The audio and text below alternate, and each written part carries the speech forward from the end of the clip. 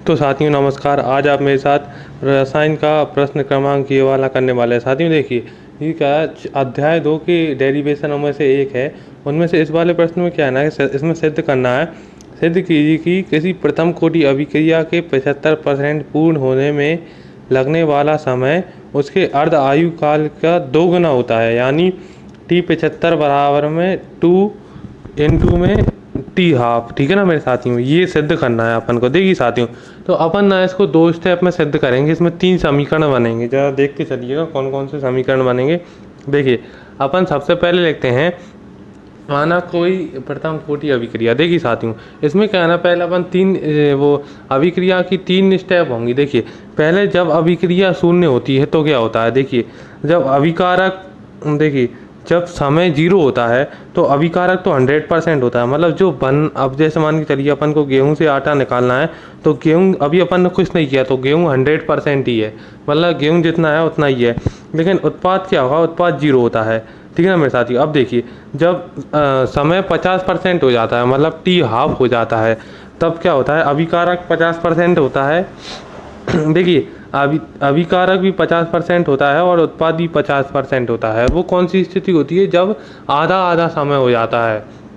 आधा समय होने पर क्या होता है, 50% अभिकारक जो होता है वो उत्पाद में बदल जाता है। ठीक है ना साथियों। देखिए, अब अपन एक और यहाँ पे लिखते हैं। यहाँ पे लिखना कि हम जानते हैं प्रथम कोटि अभिक्रिया नहीं, प्रथम कोटि का दर स्थिरांक। प्रथम कोटि का दर स्थिरांक आपने सिद्ध किया होगा पिछले वाले डेरिवेशन में। देखिए, अब इस बार देखिए वो क्या होता है, वो होता है K बराबर में 2.303 log 10 A बटे में A माइनस एक्स। ठीक है ना मेरे साथियों। अब देखिए, यहाँ पे पहले अपन कुछ स्टेप लिखते हैं साथियों।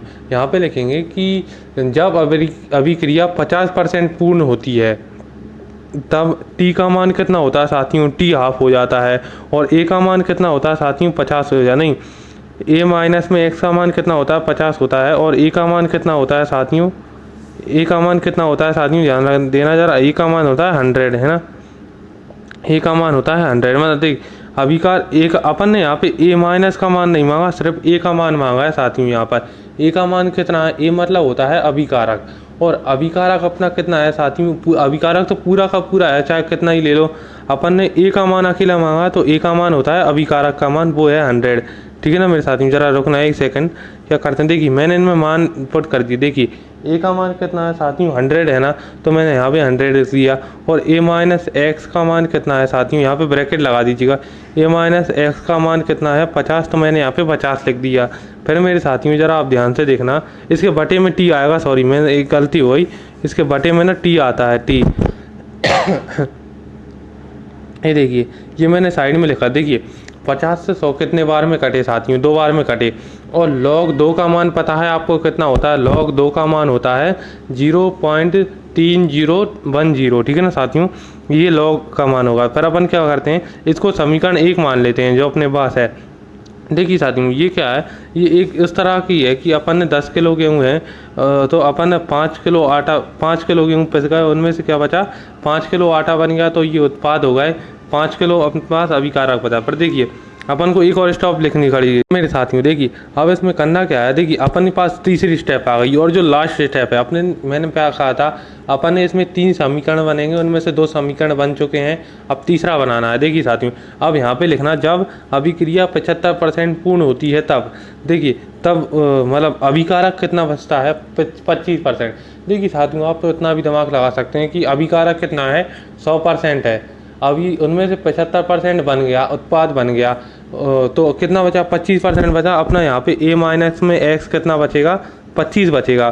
75% पर 25 बचेगा। ठीक है ना मेरे साथियों।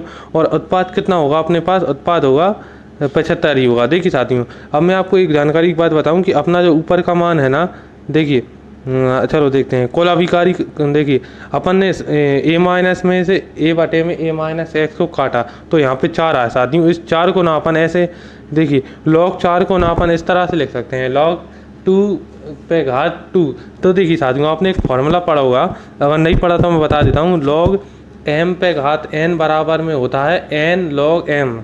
n log m मतलब जो उस पर घात होती है ना साथियों, वो आगे आ जाती है। घात होती है, क्या होती है, आगे आ जाती है। पर आप ध्यान देखना कि log 2, देखिए घात तो आगे आ गई, सिर्फ क्या बचा, log 2 बचा। तो log 2 का मान कितना होता है, अपन ने पिछले में थोड़ी देर पहले ही देखा था, 0.3010, ठीक है ना, 1 0। अब देखिए यहाँ पे ये हो गया समीकरण 3। अब देखिए मेरे साथियों, अब अपन क्या करते हैं, यहाँ पे देखिए इसको इधर उधर कर दीजिए, ये k है ना, k नीचे आएगा और ये 75 है ना, T75 ये ऊपर आएगा, ठीक है ना मेरे साथियों। अब देखिए ज़रा ध्यान से कि यहाँ पे क्या करते हैं साथियों, अपन यहाँ पे करेंगे, देखिए साथियों अब मैं आपको क्या बताने, अब लिखेंगे समीकरण 1 व 2 से। देखिए साथियों समीकरण 2 है ना, उसको ऊपर लिखेंगे, समीकरण 2 ये रहा। देखिए अब इसके नीचे क्या लिखेंगे साथियों, अपन समीकरण 1 लिखेंगे। समीकरण 1 अपना क्या था, 2.03 इंटू में 0.03 बटे में क्या था, बटे में था टी हाफ और इसके बराबर। देखिए साथियों, देखिए ये टी हाफ इधर आ जाएगा, ऊपर ही आएगा ना। आप साथियों गुणा करना तो आप जानते ही होंगे, ये टी हाफ क्या है, ऊपर आ जाएगा, ठीक है ना मेरे साथियों। फिर अपन को T75 करना पड़ा। देखिए फिर क्या होगा, ये सबसे सब कट गए। अब अपने पास क्या आया, देखिए ये जो समान थे ना, इन सबको काट दीजिए, तो अपने पास क्या बचा, T75 बराबर में 2 टी हाफ। जो टी हाफ नीचे था ना, वो ऊपर आ गया, सबसे ऊपर वाली स्टेप में इसका 2 से गुणा किया तो ये आ गया। अपन को यही सिद्ध करना था। देखिए साथियों, ठीक है ना। चलो मिलते हैं आपको अगली वीडियो में। धन्यवाद साथियों।